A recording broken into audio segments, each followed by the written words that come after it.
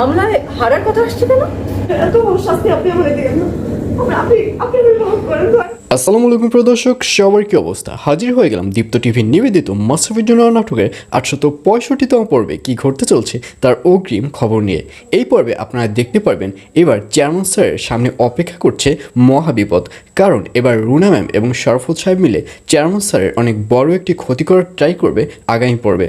Runa ma'am এবার plan করবে chairman স্যারকে এবার ইউরোপে নিয়ে গিয়ে ওখানে যে ফেব্রিক্সের প্রবলেম হয়েছে, অর্থাৎ ফেব্রিক্সের মধ্যে যে অ্যালার্জির মেডিসিন মেশানো হয়েছে, এই ক্লামটি এবার চেয়ারম্যান স্যারের উপরে দিবে। এবং সবাই যখন চেয়ারম্যান স্যারকে জানতে পারবে যে চেয়ারম্যান স্যার এই ফেব্রিক্সের মধ্যে অ্যালার্জির পয়জন মিশিয়েছে, তখন ইউরোপের যে লোকজন রয়েছে তারা চেয়ারম্যান স্যারকে গণধোলাই দেবে, অথবা চেয়ারম্যান স্যারকে ওখানের জেলে বসে বসে পস্তাতে হবে। আর এই প্ল্যানটি করবে রুনা ম্যাম।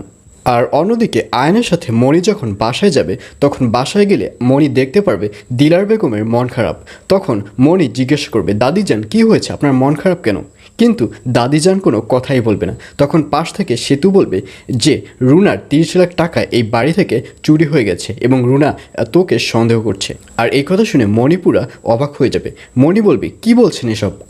আমি টাকা চুরি করেছি? আর এই কথা শুনে আয়ন বলবে, শান্ত হও মণি, আমি অন্তত বিশ্বাস করি না যে তুমি এই ধরনের কাজ করতে পারো।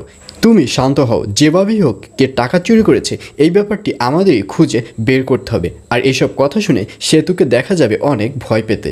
আর অন্যদিকে তুতুলের মাকে দেখা যাবে সে এবার রুনা ম্যামের অফিসে যাবে এবং রুনা ম্যামের সাথে বসবে এবং রুনা ম্যামকে বলবে, একটা শুভ দিন দেখে আমাদের উচিত ওদের বিয়ের তারিখটা ঠিক করে ফেলা। আর এই কথা শুনে রুনা ম্যাম বলবে, জি আপনি তো একদম সঠিক কথা বলেছেন, কিন্তু কবে সেই তারিখটা ঠিক করা যায় এটা আমরাই আলোচনা করে খুব তাড়াতাড়ি ঠিক করে ফেলবো, এটা নিয়ে আপনি কোনো টেনশনই করবেন না।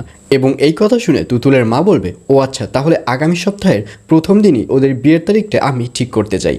আর এই কথা শুনে রুনা ম্যাম বলবে, হ্যাঁ এটা তো খুব ভালো কথা, তাহলে আগামী সপ্তাহের প্রথম দিনই ওদের গায়ে হলুদের ব্যবস্থা করা হোক।